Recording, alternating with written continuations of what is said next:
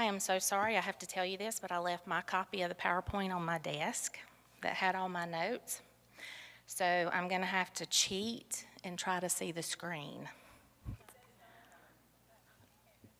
I can't see for the fern.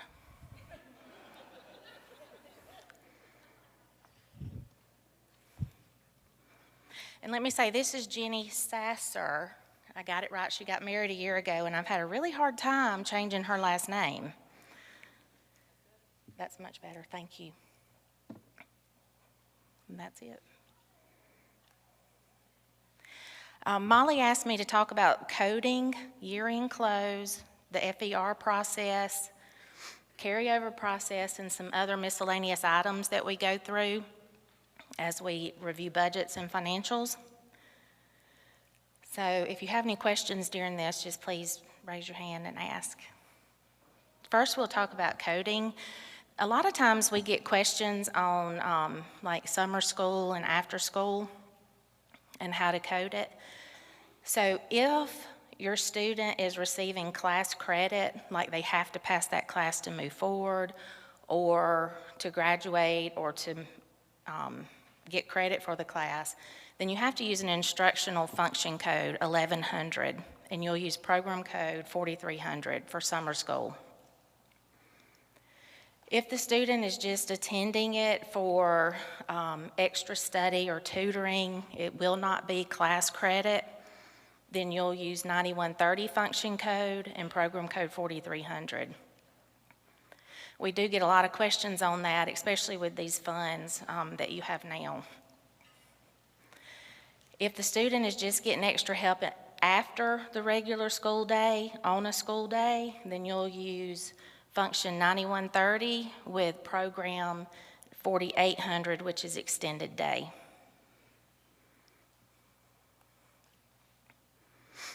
We also get a lot of questions on how to code a stipend or a supplement. I know a lot of these grants that you receive, it says that you're actually paying a stipend, which is Object 192, but if it's instructional that you're paying these teachers, it's not really a stipend. It's a supplement or other compensation because you can't use Object Code 192 with Function Code 1100. Object Code 192 we can use for professional development, which is Function Code 2215. So if you're paying a teacher for additional duties above their contract, you have to use Object 191 or 199. Instructional versus non-instructional supplies. You cannot use an instructional supply code with a non-instructional function. So if you are using the supplies or the software in a classroom, you have to use function 1100, and you have to use an instructional object code like 411, 414 if it's instructional software. So if you're buying software for a library or counseling or supplies for that, you cannot use an instructional code. You cannot use 411. And library, like media services, you can't use instructional object codes in there. You have to use a non-instructional object code, which would be 425 or 482.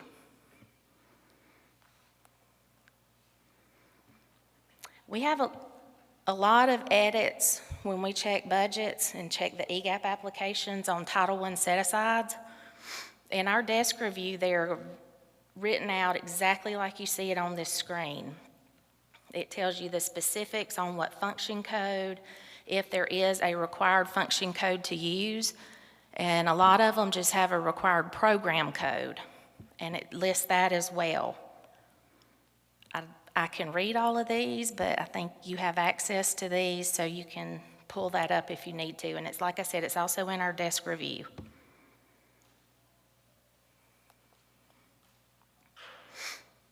All of the set-asides have to use a pooled cost center, which is an 8,000 range cost center.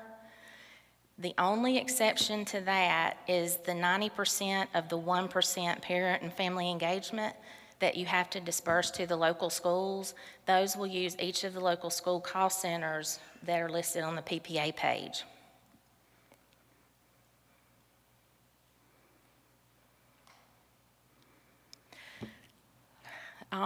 For year-end close, we actually have, I think for most of you, 2 dates that apply. I don't know, do any of you do like special ed stuff or JAG, ES2s? Okay, then you're gonna have 3. The first deadline is in August. This is not a last ES2 due. This is just simply the state comptroller's office cuts off the date that you can submit an ES2 or that we can actually pay it before our year-end close. It's usually in early August, and we don't really know until the comptroller sends out a memo to everybody. But once the memo goes out and the deadline is known, all of you will be notified. You can still submit ES2s during this period. You just won't get reimbursed until after we close out, which will probably be mid-October, early to mid-October, before you'll get reimbursed for it. Now, the second deadline is for state-only ES2s, final ES2s, for like your special education, state funds, and JAG. The deadline for this is October the 15th, period. This should be reimbursement for, it could possibly be your August expenditures, but a lot of times it's only September. And if you are responsible for submitting the ES2s for these funds, you should be doing them monthly. They should not be one ES2 at the end of the year, because if something happens, it may not get processed. I was asked by somebody to say that if you have not submitted one yet for this year, to do so when you get out of these meetings, to go ahead and submit one to carry you through April. The December 16th, 2024 deadline will be the deadline for your federal ES2s that are carryover, or for the ES2s for the funds that are expiring. That'll be funds, your ARP Homeless 1 and 2, and then the ARP ESSER 3. Also, any other grants that are funded by ARP ESSER will have to end at September the 30th. Like if you got some literacy grants and letters, things like that. This is for paper and EGAP ES2s.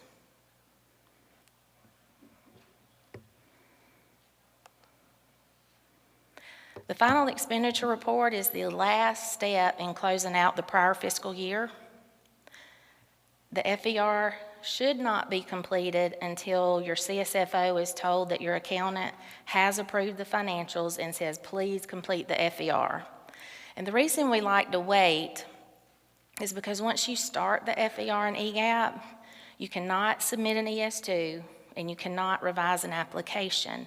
So if there's an edit in the financial statements that requires a revision to the application, you can't do it if you've already done the FERs. And that's why we say, please wait, do not start it. We'll tell you when it's clear, when you're clear to start it. I don't know who in your system does the FER. A lot of times it is the CSFO. Some federal program coordinators may do it as well. It has to go through the draft completed, CSFO approved, school superintendent approved, and then your accountant will check it.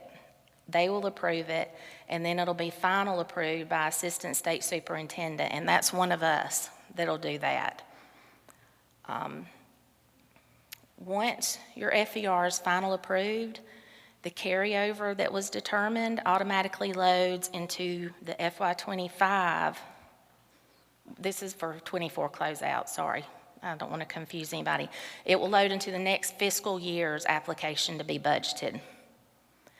If you were due any money at year end for funds that we can still draw down from that did not expire, then the FER automatically will generate an ES2 to get any funds that you had spent but not drawn down. If your application is final approved at the time that we approve the FER, it will start a revision. And it looks funny, I've gotten several phone calls this year. It'll say revision started by Leah Johnston. And they're like, why did you start a revision? Well, I didn't. The FER did. You know, it's just my name that was logged in when it happened. So it'll be either mine or Jenny's name, and you'll know, hey, that was the FER approval.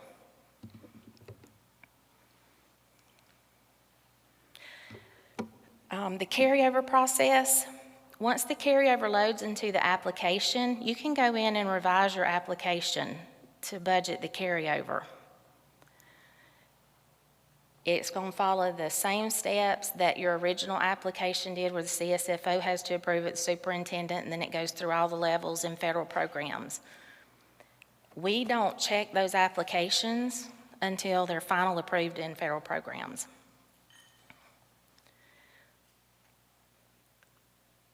Once the application was revised to budget the carryover and it's final approved, that carryover will load into the ES2. Now, for the ESSER funds, you can start drawing those down. Once that happens and once the funds are in the ES2, you can draw it down. For your regular Title I, Title II, Title III, Title V, all of those, you have to have the budget, EGAP approved, and your system-wide budget amendment has to be final approved before you can draw those funds down.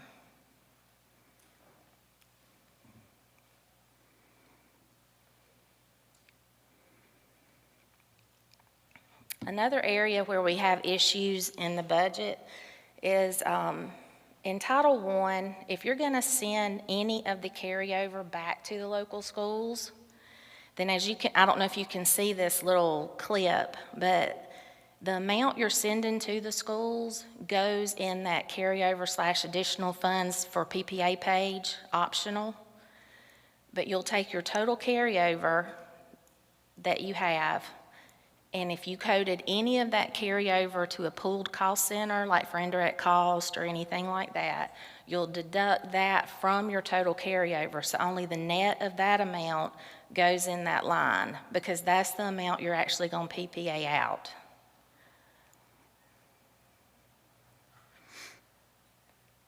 So, and another thing, like if you are sending the money to your local schools, and you put it in that block on the set-aside page, make sure to go over to the PPA page and PPA it out, because if not, it's going to show a remaining balance at the bottom.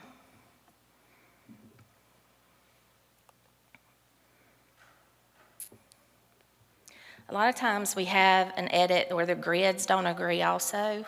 It was more common, I think, in original EGAP. It's been a lot better in 2.0 to me, from my systems. We do have an AIM and EGAP budget grid that your CSFO, or if you have access to AIM, that you can pull down, and it mirrors the grid that's in EGAP. So I think it may be a little different now. I think 2.0, once you start breaking out the expenditures, maybe it automatically fills the grid, but you should make sure that those two equal, or that they're very close.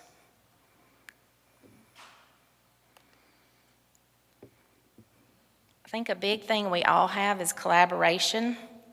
When you're getting ready to do your budgets or your budget amendment and you have carryover, talk to your CSFO, meet with them and say, hey, this is what we're going to do.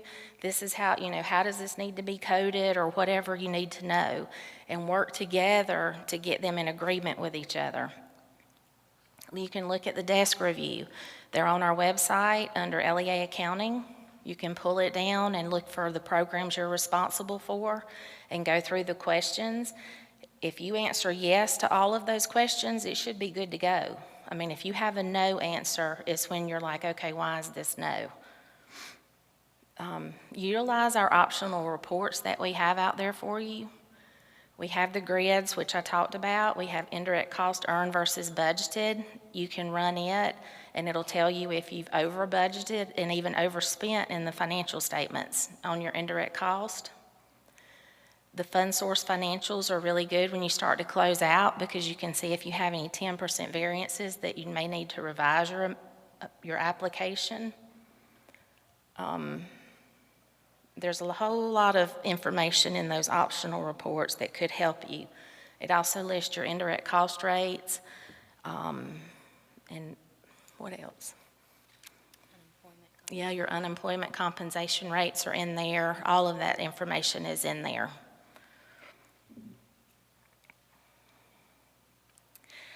And that's all I have, unless y'all have any questions. We've got a few questions.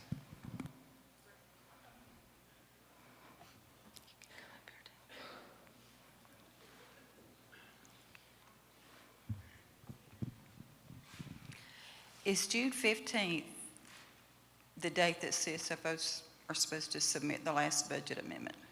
Yes, that is the due date. Okay. So if the federal program's deadline is July 1st, if we've submitted our budget to the state and it's been voted by the board and submitted, then we can't go back and change the budget, correct? For my purpose, or our purpose, you can change it because you have to have the accounting budget and the EGAP application, the federal budget, have to agree. So if there's an edit that comes up in the review, you have to be able to go in and fix it.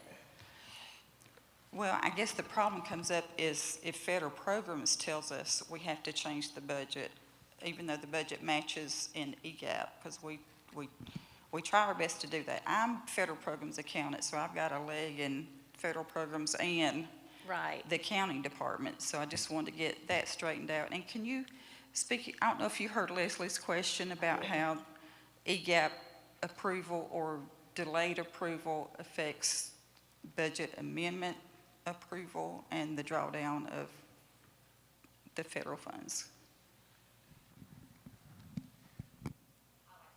Okay, she said she'd ask me later.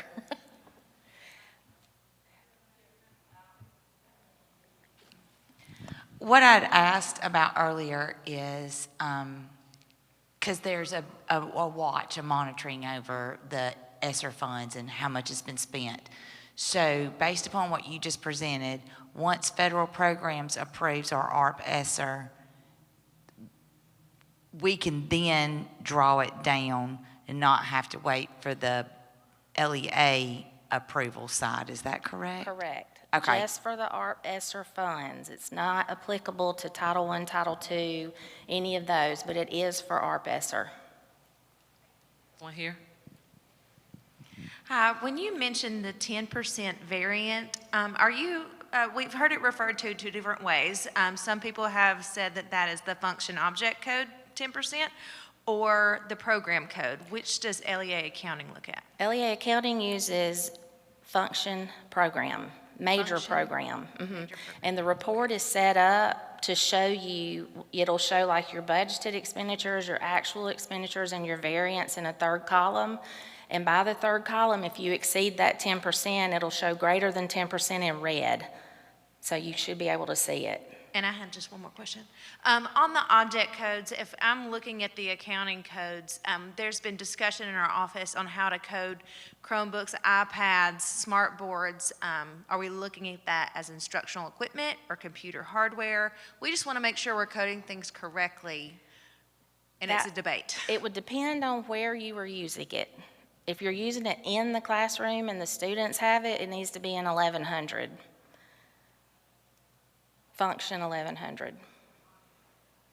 I'd have to look at a manual, the accounting manual. It'd be in the 400s and it should be something instructional. I know computer hardware is 495. Brittany, there's one down front.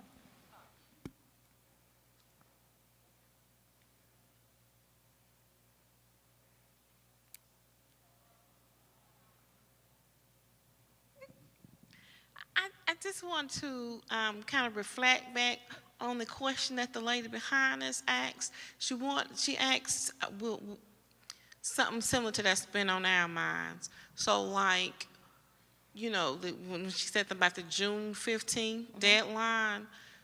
So with that being said, you know, the CSFO, they go through the board and get it approved by the board.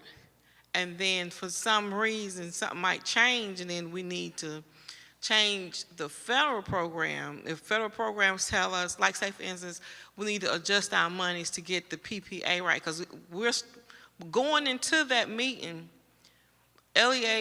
we're matching what finance said we're supposed to have. We're cousins. Everything's matching. We're some kin.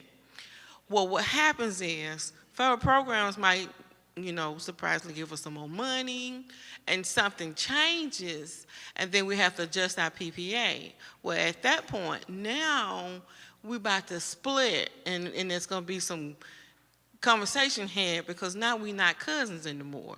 The question is, when that happens, we have to make a change. We realize, because it's not going to get approved if the change is not made, and then that makes us be in conflict with our finance side, with our finance department. So are you saying that we know we got to make the change, but are you saying it's okay to make the change once our local board says they agree to whatever the CSFO presents? Yes, you have to get it approved through federal programs and with LEA accounting. That's when you and the CSFO would need to talk and say, hey, I got to change this in my application, and then the CSFO would need to change it in their budget file to agree. So now I'm going to ask somebody out of my lane. When that happens, at what point do the CSFO get to make reflect? Do they have to wait till the amendment time to change their side of things? To match what we had to change on the federal program side in the EGAP? That would be a local board decision, in my opinion, because they submit, or the LEA submit an original budget in September, and then you're still working on EGAP applications, you figure out you have to make that change, that's fine. Then you don't have, just say you don't do but one amendment, and it's due June the 15th. When those are submitted, those two need to match. If they don't agree, you're going to get an edit from LEA accounting. Right, but see, that's on LEA's side. So let's step over to the federal program side. If we doing compliance monitoring, then y'all got to hurry. We got to already be, you know what I'm saying? It's got to match. We got to be cousins before June 15th. That is up to federal programs. If they're monitoring, you have to make them happy. That is not LEA accounting. I took it. Don't worry about it. Don't you worry about that. Okay, before we let you go, are there any specific practices that you've seen that you would recommend, like any best practices for the LEAs to make sure the process, what can they do to make sure the process flows as smoothly as possible at the state level? What are some of the things that's keeping you guys from keeping it moving? I think when final amendments are due, which is the ones that control the load of carryover and the approval of carryover, it's going to be like, we'll get the system-wide amendment, but EGAP isn't approved. And it's not, I mean, it's just like if it goes back and forth, and so until EGAP is approved, we can't check the budget. So that would hold us up from approving it. Everything needs to come in and be ready to review before we can review it. So it's, even though the paperwork is submitted June 15th, if EGAP isn't finalized for 6 weeks, we can't touch it. So that would probably be the biggest thing, maybe. Personally, we recommend, I didn't mean, that you do 2 amendments, but I know a lot of people don't want to do that because we like to get one in as soon as carryover's approved, because that way the carryover's already released. So you're not on a deadline at year end and worried about losing anything. And what were you going to say, Jeannie? I was going to say, also, if you're approving the EGAP applications, like a lot of times it'll be federal programs director or approved, and then it'll get to the CSFO, and the CSFO will approve it, and then the superintendent, and it sits and sits and sits at CSFO approved. So if it doesn't get to superintendent approved, They can't State, see it. federal programs can't approve it, so just make sure to, Yeah, just look at watch that. that and make sure they're going through the process and if, see if there's anything that needs to change or that y'all need to do. That's the only thing I can think of, other than work with your CSFO directly and, try to iron out anything you can, like with FTEs. I think we have a lot of issues with FTEs. If you have more FTEs budgeted in an EGAP than you have insurance for in the budget file, that's okay, because you're approved for more than what you're actually putting in there. I mean, you may have a retired or a part-time teacher that doesn't get insurance, and that can be the reason for the difference. But you should never have more FTEs in the accounting budget file than what you're approved for in the application, because to us, that looks like you're paying employees that are not programmatically approved. So it's little things like that that cause, changes to be made when they're reviewed. Okay, final question, I think. I got a text message, I had to respond. So, what if an LEA does not have a CSFO? What supports are available? Criterion is out there. And I think there used to be some that were individual contracted people. Is that what you're talking about? No. They want to know what supports from the state are available to them. You can contact us, and we'll try to help all we can. And I know we have Elisa Benson now. She used to be a CSFO, and she's been helping some because she knows the next gen or the Harris side where we don't. I mean, we know what we look for and where the allocations start and EGAP and things like that, but she knows the Harris, and she can help a lot with that. So I would say contact her for that type of thing. You could even go directly to Dr. Payne, and he could assign her, or see if she could help or get her to call you or something, or probably just email her, and she's really good about answering and calling. Did I answer that right? All hearts and minds are clear? All right, well, let's give Ms. Johnston and Ms. Sasher a hand. I think that was my phone.